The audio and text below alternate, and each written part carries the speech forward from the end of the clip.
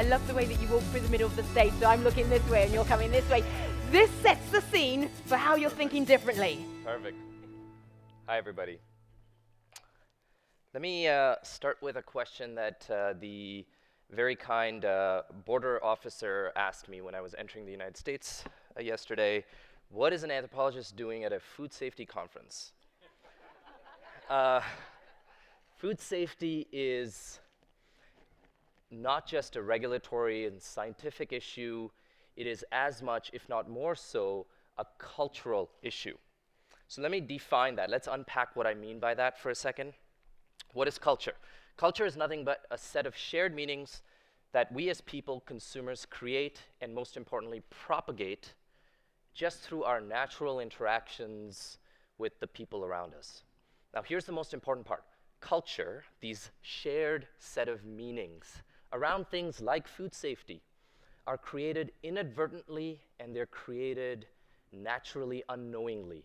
And this is really important to remember because it's not like consumers are, talking to one another going, oh, I'm going to change how people think about food safety. No, people are just having conversations and engaging with the world around them, and over time, a set of meanings develop. Now, here's the problem, though. If you rewind just 20 years ago and you looked at an issue like food safety, culture was a lot simpler, less complex, in the sense that there were more singular, unified meanings around food safety. Safety means, oh, I should feel comfortable as a consumer to buy something knowing that I'm not going to fall sick, my kids will be healthy, and so on and so forth. Today's world is a lot more complex. Culture has become a lot more complex. We no longer live in the world of macrocultures, we live in the world of microcultures. And let me explain that for a second here. Why do we create microcultures? Why do we create numerous sets of meanings around concepts, topics, issues like food safety? Why? I have two words for you: symbolic capital. It's a form of intangible currency that as consumers we trade with one another in order to gain power, prestige, recognition, status over others in the communities we engage in. 20 years ago, symbolic capital was simple: what family you were born into, where you were educated, how much money you made, what house you lived in, car you drove, all that sort of stuff. Simple, logical stuff. Today, we don't have a handful forms of symbolic capital. We have thousands of forms of symbolic capital. And in the food space, everything from the tools we use to cook and eat, the type of kitchen we have, the types of ingredients and foods we buy, the products and brands we buy and endorse, the retailers we shop at, the way we shop, everything is an opportunity to build and accumulate forms of symbolic capital. I'll give you a great example. Just yesterday, I looked at something. One of my friends was feeding his child, and I said, oh, you don't make that at home? You know what I did there. It's a form of symbolic capital. I gained power, I gained status over my friend. I didn't do it to be mean, it's the human nature. Now the problem is in today's world, because we live in the world of microcultures, the challenge is when we think about topics, issues like food safety, we have to think about and realize that we actually have no control over how consumers will think about food safety in the future. We have no control over it. Microcultures cannot be created. There is no formula. We cannot impact culture that way. All we can do is study it and figure out how we can play the same game, how we can speak the consumer's language. So let me unpack this. I want to walk you through and explain to you how, if you dissect the macroculture of food safety, what kinds of dominant microcultures exist within it. Just as a quick sidebar, what you see on your screen comes from technology that my company has built. It's called MotivBase. What you're basically looking at is a quick ethnographic analysis. So it uses AI and big data to study and decode the hidden meanings and messages behind what people say. And we're looking at millions of interactions that happen on the internet. So here's the first thing you'll notice. If you just look at the concept of what is considered safe food, the first thing you'll notice is that it sits in the early majority stage. This is US data, by the way. Since we're in the United States, I thought I'd present that, but it applies everywhere around the world. It sits in the early majority stage. Here's the problem. It's volatile. Look at that circle on the right side. It's volatile. What that basically is telling us is that the notion, the definition, the idea of what food safety means to people, it's not consistent. It's not converging in one place, which basically means that as food safety experts and people in the industry, if we want to change and shape the consumer's mental model around this topic, we can't talk to them about food safety. We have to talk to them through the lens of the microcultures that exist within it. So let's look at them. And again, I'm giving you a super cursory look at this because there's so much more depth to this analysis. But in the interest of time, let's look at some of the dominant. I'm going to walk you through 4 dominant microcultures. One around dairy, there's one around allergies, there's one around this notion of food anxiety.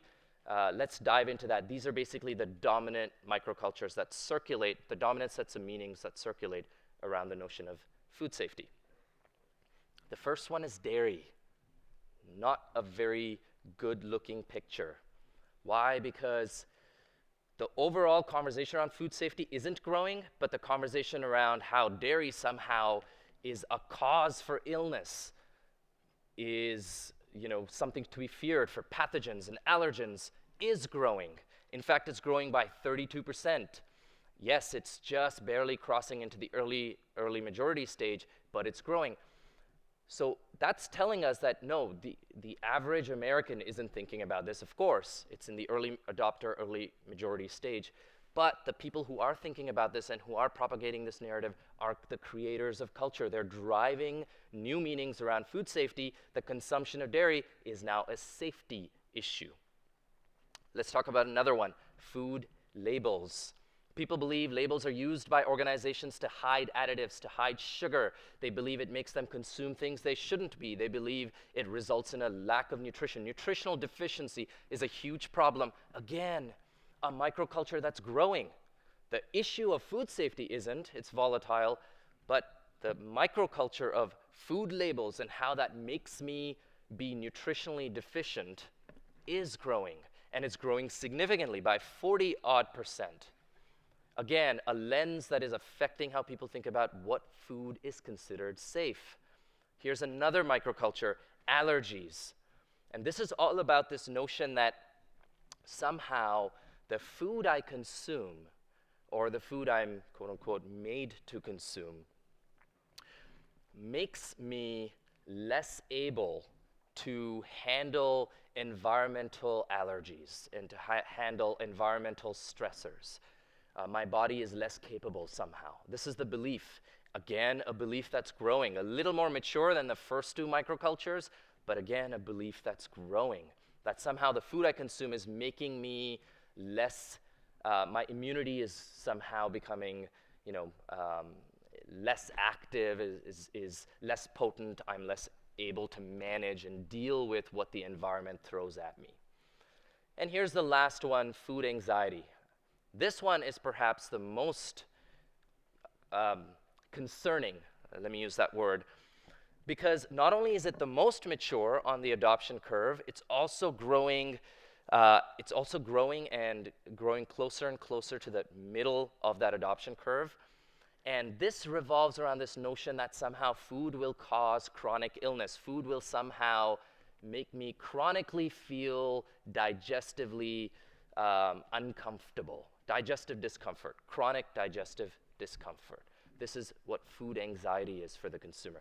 So these 4 microcultures are critical because, as I mentioned earlier, the notion of food safety is volatile. People don't understand it. People are confused about it. There's no convergence there. We can't talk to them about that. But we can talk to them about food safety through the lens of these microcultures. But here's the problem. Going back to the earlier point I made about the complexity of the modern world, all of these microcultures are dominant. They're all in a similar place. It's not like one microculture is clearly the central theme. They're all dominant. They're all competing with one another. I mean, I have 10 years of sociological research showing that these microcultures compete with one another. People are competing for symbolic power in the marketplace. There's no winner, but here's the challenge.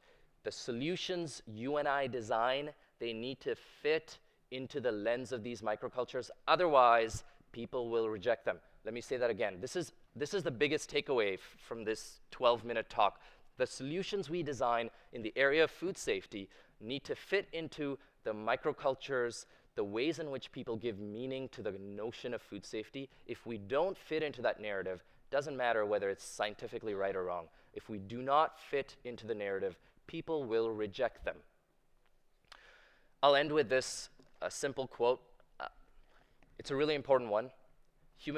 As human beings, we all act towards things based on the meanings we ascribe to those things.